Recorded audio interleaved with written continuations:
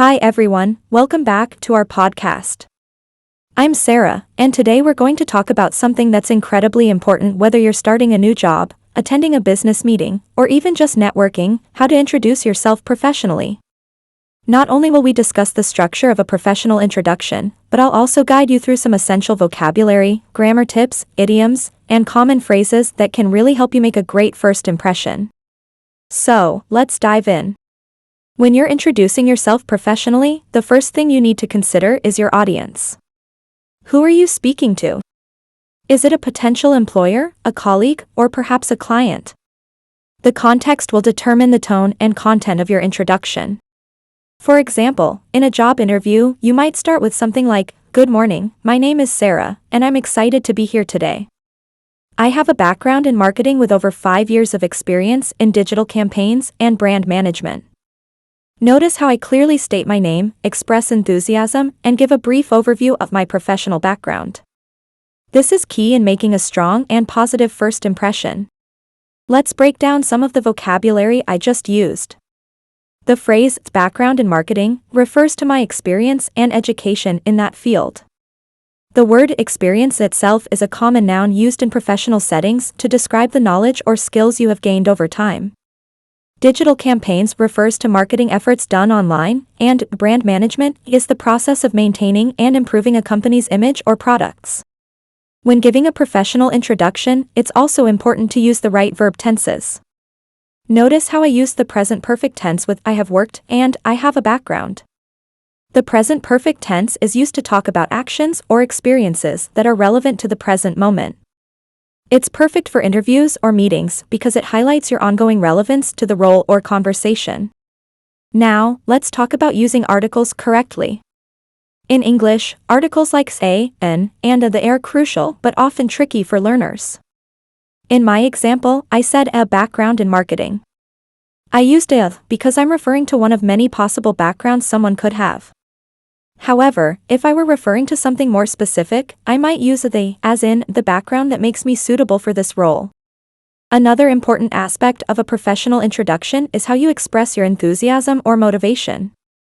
You might say, "I'm eager to contribute to your team," or "I'm passionate about driving results." The words eager and passionate are strong adjectives that convey a positive attitude and can help set you apart from others.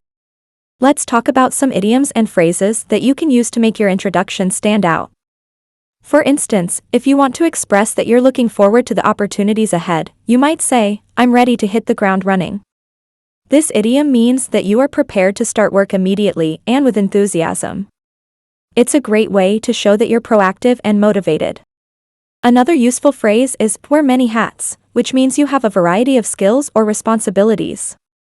You could say, "In my previous role, I wore many hats, from managing social media to coordinating events." This not only shows your versatility but also your ability to handle multiple tasks. When wrapping up your introduction, it's common to express your hope or expectation for the future. Phrases like, "I look forward to working with you," or "I'm excited about the possibility of joining your team" are polite and professional ways to end your introduction. It's also a good idea to ask a question or invite the other person to share about themselves. For example, you could say, "I'd love to hear more about your team's current projects," or "Can you tell me more about the company culture?" This not only shows your interest but also keeps the conversation going.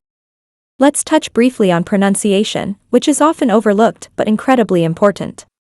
Make sure you're pronouncing key terms clearly, especially your name and job title. For example, if your job title is project manager, be sure to articulate that a J sound in a project and that a G in a manager. Clear pronunciation ensures that your message is understood and helps avoid any potential confusion. So, to sum up, when introducing yourself professionally, remember to: Number 1, clearly state your name and your purpose. Number 2, provide a brief overview of your professional background using the right verb tenses. Number 3, use strong adjectives to express enthusiasm and motivation. Number 4, incorporate idioms and phrases to make your introduction more engaging.